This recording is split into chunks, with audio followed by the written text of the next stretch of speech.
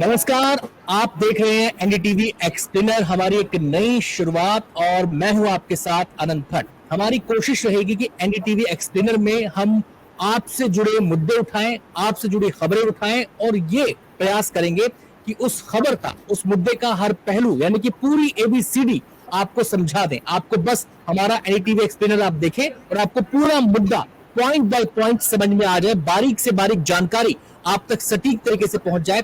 यही NDTV explainer का मकसद है। तो उसकी शुरुआत हम कर रहे हैं और आज शुरुआत में हम मुद्दा उठा रहे हैं वो जिसका संबंध हर खासो आम की सेहत से जुड़ा हुआ है। और ये संबंध जुड़ा हुआ है, इसमें आम लोग भी आ जाते हैं, इसमें खास लोग भी आ जाते हैं। और जो मुद्दा आज हमारी चर्चा का है वो है कोलेस्ट्रॉल।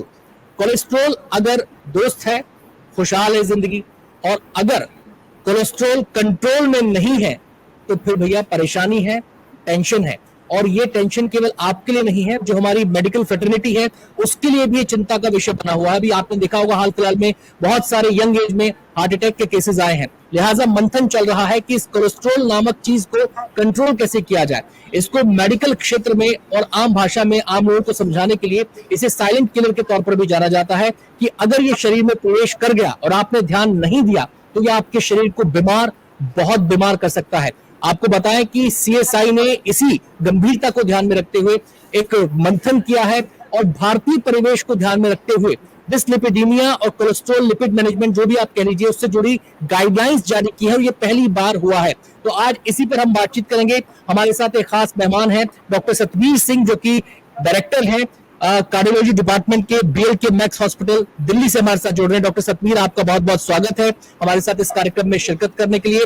जो हमारे हर सवाल का, जो एक आम आदमी के जहन में सवाल उठता है, इस कोलेस्ट्रॉल नामक चीज से जुड़े हुए सवाल उठते हैं, उस हर सवाल का जवाब देंगे। लेकिन पहले हम बातचीत की शुरुआत करें, सवाल जवाब का सिलसिला शुरू करें, उससे पहले हम उन गाइडलाइंस की हाइलाइट्स आपको बता देते हैं जो सीएसआई ने जारी की हैं। उन हाइलाइट्स में क्या है, क्या खास बातें उन गाइडलाइंस की हैं, अहम बिंदु हमने छाटे हैं, आपको फटाफट बता देते हैं। सबसे पहली बात तो इन गाइडलाइंस में यह की गई है कि एलडीएल कोलेस्ट्रॉल जो है उसका लेवल 100 से नीचे होना चाहिए। अगर परिवार में शुगर, हाई बीपी की समस्या है तो एलडीएल का स्तर 70 से नीचे होना चाहिए। यानी कि अगर हिस्ट्री है कोई परिवार में तो ये स्तर 70 से नीचे होना चाहिए।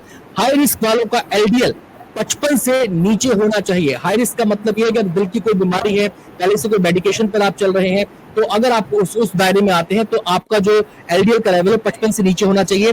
लिपिड प्रोफाइल जांच की शुरुआत 18 साल से होनी चाहिए। देखिए जरा कितना बदलाव समय के साथ आ गया है हमारे खान पान में, हमारे रहन सहन में, कि लिपिड प्रोफाइल जो कहा जाता था कि उम्र के बाद इस तरफ ध्यान जाता था, लेकिन अब 18 साल से हिदायत दी जा रही है, सलाह दी जा रही है कि 18 साल से इसकी जांच होनी चाहिए। लिपोप्रोटीन 25% भारतीयों पर असर डालता है। लिपोप्रोटीन 50 mg पर डीएल होना चाहिए, ये गाइडलाइंस में कहा गया है।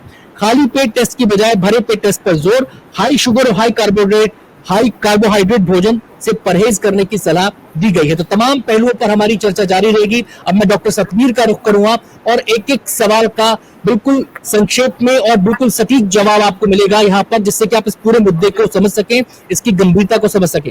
डॉक्टर सतवीर, मेरा पहला सवाल आपसे यह है, डिसलिपिडीमिया आखिर है क्या और कितना खतरनाक है? डिसलिपिडीमिया एक मेडिकल टर्म है जिसका मतलब है कि आपका लिपिड प्रोफाइल खराब हो गया। लिपिड प्रोफाइल आपका जब खराब हो जाता है उस कंडीशन को मेडिकल टर्म में डिसलिपिडीमिया, एबनॉर्मल लिपिड प्रोफाइल बोल सकते हैं।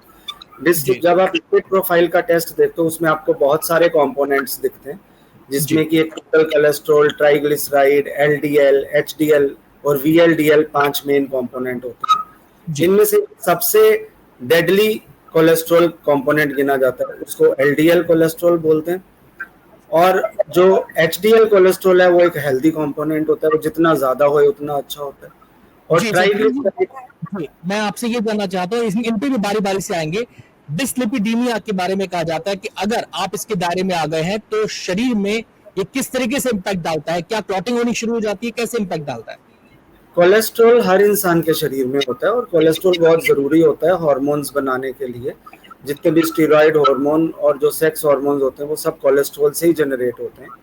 और लेकिन कोलेस्ट्रॉल हमारी डाइट में, हमारे लाइफस्टाइल के साथ इतना ज़्यादा बढ़ जाता है कि उसके कुछ कंपोनेंट्स जो हैं वो ब्लड वेसल्स में इकट्ठे होने शुरू हो जाते हैं, जिसको कि कोलेस्ट्रॉल डिपॉजिट्स बोलते हैं सिंपल लैंग्वेज में। जी। और वही कोलेस्ट्रॉल डिपॉजिट्स आगे जाके हार्ट अटैक, ब्रेन स्ट्रोक्स या पेरिफेरल आर्टरी डिजीज करते हैं। अगला सवाल मेरा आपसे कि जब हम लिपिड प्रोफाइल में देखते हैं तो वहां पे बहुत सारे कंपोनेंट्स आपने बताए, अलग अलग कंपोनेंट्स आपने बताए, उसमें एक और वैल्यू आती है, वो होती है total cholesterol.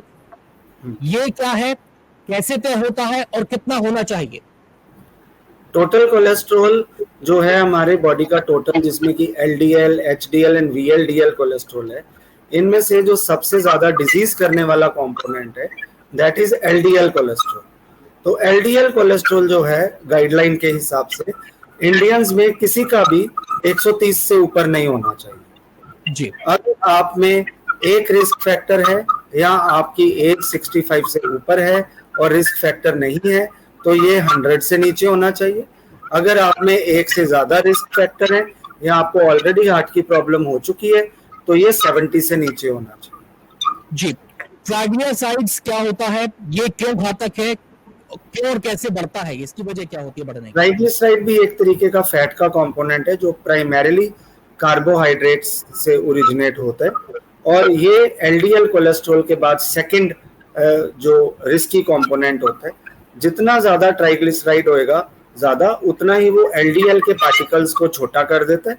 Small dense LDL एक कंपोनेंट होते हैं जो कि बढ़ जाते हैं, जिससे कि एलडीएल की जो अपनी मारक क्षमता है, एलडीएल की जो डेटरेंस है वो और बढ़ जाती है। जी, आपने एलडीएल के बारे में बताया, ट्राइग्लिसराइड्स के बारे में बताया, टोटल कोलेस्ट्रॉल पे हमने बातचीत की। अब एक टर्म और आती है, वो होता है वीएलडीएल।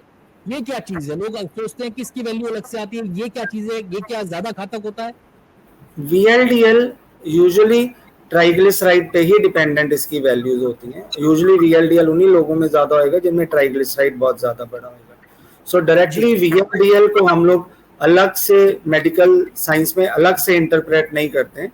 मेनली हम एलडीएल और ट्राइग्लिसराइड को ही स्टडी करते हैं। ये जो गाइडलाइंस आई है इसमें लिपोप्रोटीन का जिक्र हुआ है, ये लिपोप्रोटीन क्या है?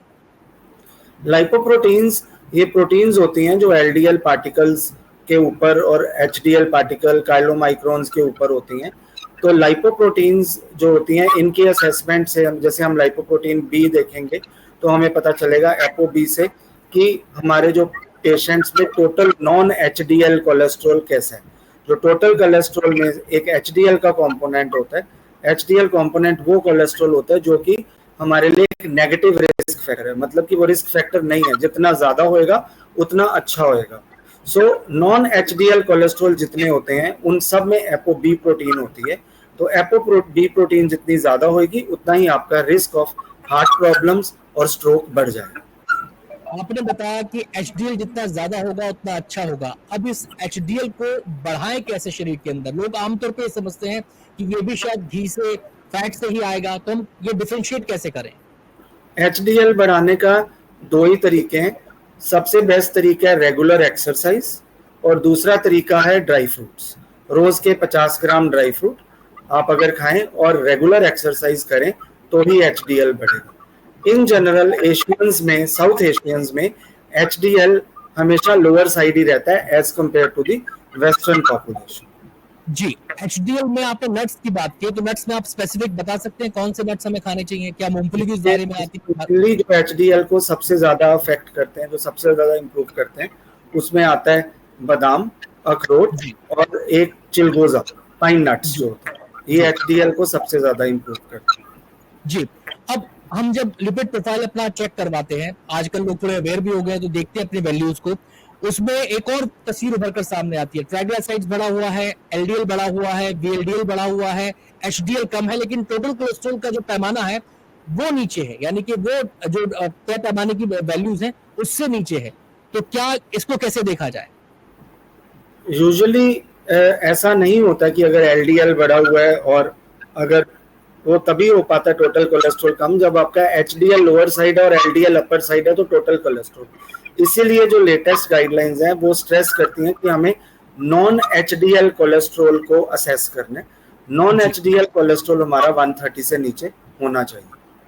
जी, अब अगर किसी की वैल्यूज ज्यादा है कोलेस्ट्रॉल की, सवाल लोगों के जहन में जो सबसे बड़ा सवाल है कि भाई अब फर्ज कीजिए कि किसी आदमी ने अपना लिपिड प्रोफाइल करवाया, अब उसकी वैल्यूज आ गई ज्यादा, ट्राइग्लिसराइड्स बढ़ गया, एलडीएल बढ़ा हुआ है, वीएलडीएल बढ़ा हुआ है, टोटल कोलेस्ट्रॉल भी बढ़ा हुआ है, आपने जैसे कहा कि अब नॉन एचडीएल पर कंपोनेंट पर ज्यादा ध्यान दिया जा रहा है, तो क्या ये तय है कि उस व्यक्ति को उसके शरीर में क्लॉटिंग हो चुकी है, वो क्लॉटिंग का शिकार हो चुका है, उसको कभी भी हार्ट अटैक आ सकता है?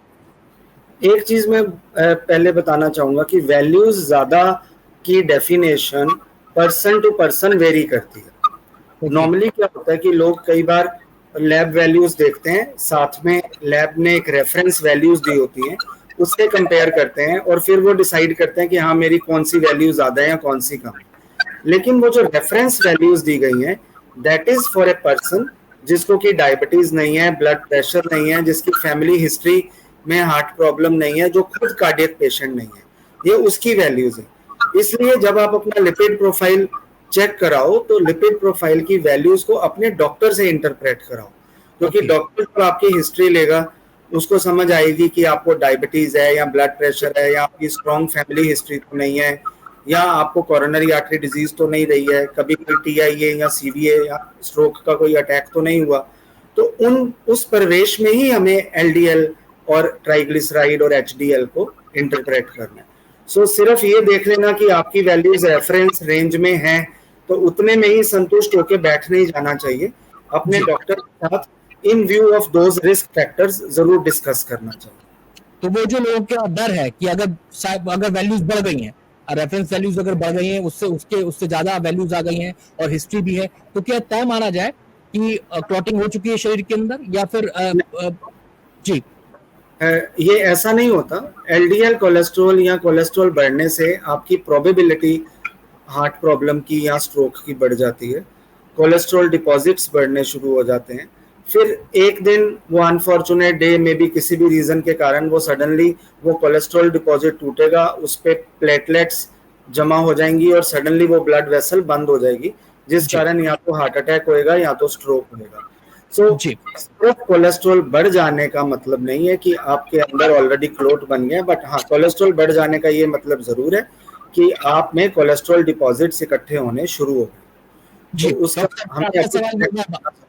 मेरा अगला सवाल आपसे ये है, क्या इसको रिवर्स किया जा सकता है? अगर हमारा लिपिड प्रोफाइल ठीक नहीं है तो क्या इसको रिवर्स किया जा सकता है? खान पान में क्या बदलाव करें, अपनी जीवन शैली में क्या बदलाव करें, उसके बारे में बताएं। इसको बिल्कुल रिवर्स करा जा सकता है और 100% रिवर्स करा जा सकता है। आपको सिर्फ डिसिप्लिन से बात करनी है। अगर आपकी लाइफ का डिसिप्लिन अच्छा है, अगर आप रेगुलर एक्सरसाइज करते हो, अगर आप अपने लाइफस्टाइल को ठीक रखते हो, अगर अपने खान पान को ठीक रखते हो, तो आप इसको 100% रिवर्स कर सकते हो। एक्सरसाइज क्या ये रिवर्स केवल एक्सरसाइज और खान पान से होगा या दवाइयां भी इसमें जरूरी हो जाती हैं? सो पहला स्टेप तो ये है कि इसको खान पान से और लाइफस्टाइल चेंजेस से ही ठीक करा जाए, लेकिन इन केस अगर उनसे नहीं ठीक होता तो हमें मेडिसिन की हेल्प लेनी पड़ती है। अगर पेशेंट के रिस्क फैक्टर्स ज़्यादा हैं, जैसे कि कोई डायबिटिक है, किसी को ब्लड प्रेशर की प्रॉब्लम है, किसी को already coronary artery disease establish हो चुकी है, उन पेशेंट्स में तो हमें मेडिसिन लेनी ही लेनी है, क्योंकि उन पेशेंट्स में ये मेडिसिन ना सिर्फ कोलेस्ट्रॉल को कंट्रोल करनी है बल्कि वो further heart attacks, further strokes से पेशेंट को बचा रही है। जी, अब ये बताइए डॉक्टर साहब कि मान लीजिए हमने अपने लाइफस्टाइल में चेंज किया, खान पान में चेंज किया और अगर मेडिकेशन की जरूरत थी तो मेडिकेशन भी हमने करवा लिया और वैल्यूज हमारी नॉर्मल आ गई, वैल्यूज जो तय मानक है उससे भी नीचे आ गई, तो क्या वहां पर अगर कोई दवाई ले रहा है तो छोड़ देना चाहिए उसे? और क्या जो लोगों ने दवाई नहीं ली है क्या वो निश्चिंत हो जाए?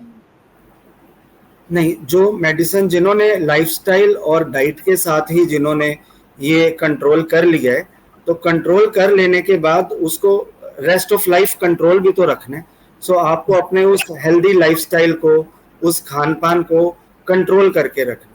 और जो लोगों ने इन सब के साथ मेडिसिन के साथ चीज़ों को कंट्रोल करे, उनको अपने डॉक्टर से डिस्कस करना चाहिए और मेडिसिन को सडनली अपने आप से बंद नहीं करना चाहिए। हम लोग मेडिसिन को डोज को कम करके लिपिड प्रोफाइल को बार बार चेक करके देखते हैं कि कहीं ये दोबारा बढ़ तो नहीं रहा। जी, खान पान में क्या बदलाव करना जरूरी हो जाता है जब आपका लिपिड प्रोफाइल ठीक नहीं आया है? तो सबसे पहले तो टाइम पे खाना बहुत ज़रूरी है। बिंज ईटिंग नहीं होनी चाहिए कि लंच मिस कर दिया और सडनली सीधा जाके डिनर हैवी कर लिया, ब्रेकफास्ट नहीं करा तो सीधा इवनिंग स्नैक्स ज़्यादा ले ली। सबसे इम्पोर्टेंट तो ये चीज़ है। दूसरा, आपको मोर ऑफ फ्रूट बेस्ड और वेजिटेरियन डाइट जो होती है आपकी कोलेस्ट्रॉल के लिए ज़्यादा अच्छी गिनी जाती है। और जो है एक्सरसाइज में इम्पोर्टेंट है कि आपको मोर ऑफ एरोबिक एक्सरसाइजेस करनी है, ना कि वो मसल बिल्डिंग वाली एक्सरसाइज। जी, एक डिबेट और चलती है जब खान पीने में बात होती है ऑयल की, तो देसी घी, सरसों का तेल, रिफाइंड ऑयल, लोग पूछते हैं कौन सा बेस्ट ऑप्शन। सबसे पहले मैं वर्स्ट ऑप्शन बताता हूँ कि वर्स्ट ऑप्शन जो है वो वाली है जो आप बाजार से तला हुआ खा रहे हो जी, क्योंकि ट्रांस फैट, ये जो आपने 3-4 ऑयल्स के नाम लिए, देसी घी, सरसों का, मस्टर्ड ऑयल, रिफाइंड ऑयल्स, इन सबसे ज्यादा डेंजरस ट्रांस फैट है। ट्रांस फैट क्या चीज होती है इन शॉर्ट टर्म? जब आप तेल को गर्म करते हो, उसको ठंडा करने के बाद वापस से गर्म करते हो, तो वो उसमें ट्रांस फैट बनते हैं। और जो ट्रांस फैट होते हैं वो सैचुरेटेड फैट से कहीं ज्यादा डेंजरस होते हैं। और ट्रांस फैट कहाँ बनते हैं? उस कढ़ाई में बनते हैं जिसमें कि रोज तेल को टॉप अप करा जाता है, रोज नया तेल यूज नहीं करा जाता। तो आज उसमें समोसे बने, आज वो ठंडा हो गया शाम को, कल सुबह फिर से उस कढ़ाई में समोसे बने, परसों फिर से बने, और वो सालों साल वही तेल चल रहे, उस पर सिर्फ टॉप अप करा जा रहा है। तो वो वाला जो तेल है वो सबसे डेंजरस है जी। और उसके अलावा जो हमारे जो रिफाइंड ऑयल है, इसके बाद आते हैं हमारे, और सबसे कम डेंजरस अगर कोई तेल है तो वो है देसी घी, अगर उसको मॉडरेशन में यूज करा जाए। किसी भी फैमिली में अगर पर पर्सन 2 चम्मच देसी घी की कंजम्पशन है पर डे, तो आपके लिपिड प्रोफाइल को वो इम्पैक्ट नहीं करेगा। डाइटरी कोलेस्ट्रॉल जो है वो आपके लिपिड प्रोफाइल को बहुत कम इम्पैक्ट करती है। आपका लाइफस्टाइल और आपकी जेनेटिक्स वो आपके लिपिड प्रोफाइल को ज्यादा इम्पैक्ट करती है। जी, लोग, जब आप मान लीजिए किसी का लिपिड प्रोफाइल ठीक नहीं आया, तो लोग अपने से डाइटिंग पर चले जाते हैं, खाना पीना छोड़ दिया, घी तेल त्याग दिया, ये नहीं खाना, वो नहीं खाना। क्या ये सही है अपने आप से इस तरीके के स्टेप्स लेना? ये एक हाईली एडवांस साइंस है, तो बेटर है कि आप एक क्वालिफाइड डॉक्टर या क्वालिफाइड डाइटिशियन से इस बारे में कंसल्ट ज़रूर करें, क्योंकि आपकी बॉडी हैबिटस और आपके रिस्क फैक्टर के हिसाब से ही आपको जो है आपकी डाइट सजेस्ट करना ज़्यादा बेटर रहेगा। सो अपने आप से अपने ऊपर एक्सपेरिमेंट ना करें, क्योंकि ये सारे एक्सपेरिमेंट्स ऑलरेडी हो चुके हैं and we have the knowledge with us. So अपने आप पे एक्सपेरिमेंट करके अपने आप को लैब ना बनाओ। 2-3 सवाल और रह गए डॉक्टर साहब। वो सवाल ये है कि सीएसआई की गाइडलाइंस में कहा गया कि 18 साल से लिपिड प्रोफाइल के चेकअप का सिलसिला शुरू हो जाना चाहिए। इसकी नौबत क्यों आई? और जो लोग 30s में हैं, जो लोग 40s में हैं, जो लोग 50s में हैं, उनके लिए क्या दिशा निर्देश है? इसकी नौबत इसलिए आई क्योंकि जब हम लोग बचपन में अपने घर में कभी टिंडे या घिया बनता था और जब हम नहीं खाते थे तो माँ बोलती थी नहीं खाना तो ना खा, भूखा रह ले। लेकिन आजकल क्या हो गया कि ऑनलाइन फूड एप्स इतनी सारी हैं कि अगर घर में टिंडे या घिया बनता है तो बच्चे फोन पे एक क्लिक करते हैं और पिज्जा या बर्गर या नूडल्स या मोमोज कुछ भी आ जाता है। तो वो चीजें जो हैं उस कारण बड़ी अर्ली एज ग्रुप में ही जो है हमारे जो लिपिड प्रोफाइल्स और ये पैरामीटर्स गड़बड़ होने शुरू हो गए। दूसरे, हमारी यंगर जनरेशन में फाइनेंशियल इंडिपेंडेंस बहुत ज्यादा आ गई है, बच्चे बहुत जल्दी एज में बहुत अच्छा कमाने लगे हैं, सो वो अब इधर उधर की चीजें खाने लगे, सो जिस कारण की ये दिक्कत होती है और जिस कारण की ये गाइडलाइंस आई हैं ऑल ओवर वर्ल्ड कि क्योंकि अब हम देख रहे हैं कि heart attack, coronary artery disease, stroke, peripheral vascular disease ये यंग लोगों में ज्यादा होना शुरू हो गए हैं। दैट्स वाई अब ये गाइडलाइंस में आ गया कि फिर आप कंट्रोल भी जल्दी शुरू कर दो। और अब तो स्टडीज ने ये बताया कि आप जो कंट्रोल 20 to 40 ईयर की एज में लिपिड प्रोफाइल का करते हो उसका बेनिफिट आपको ज्यादा मिलता है बनिस्बत कि आप जो 40 से 60 ईयर की एज में कंट्रोल करते हो।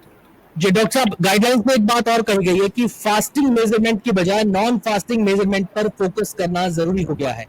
ये क्या है? ये जो आप इसको कैसे देखा जाए?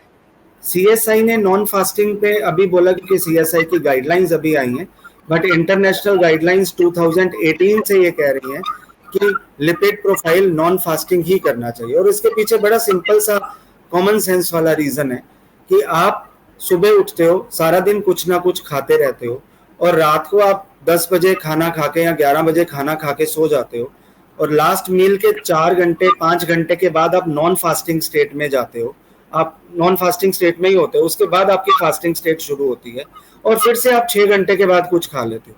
तो दिन के 24 घंटे में से आप 18 घंटे तो नॉन फास्टिंग स्टेज में होते हो, और टेस्ट आप कराते हो फास्टिंग स्टेज वाला। सो जो कि दोनों चीजें एक दूसरे के बिल्कुल उलट थी। सो दैट्स व्हाई गाइडलाइंस में आया कि आप अगर अपनी लाइफ का 2/3 हिस्सा नॉन फास्टिंग स्टेज में गुजार रहे हो, तो हमें पता होना चाहिए कि हमारी नॉन फास्टिंग लिपिड प्रोफाइल कैसे है।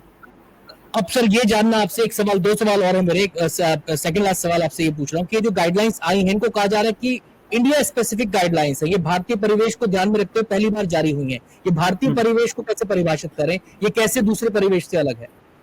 हमारा परिवेश दूसरों के कंपैरिजन में इसलिए अलग है क्योंकि हमारी ब्लड वेसल्स का साइज छोटा है, इसलिए छोटा वाला क्लॉट भी ज्यादा सिग्निफिकेंट होता है।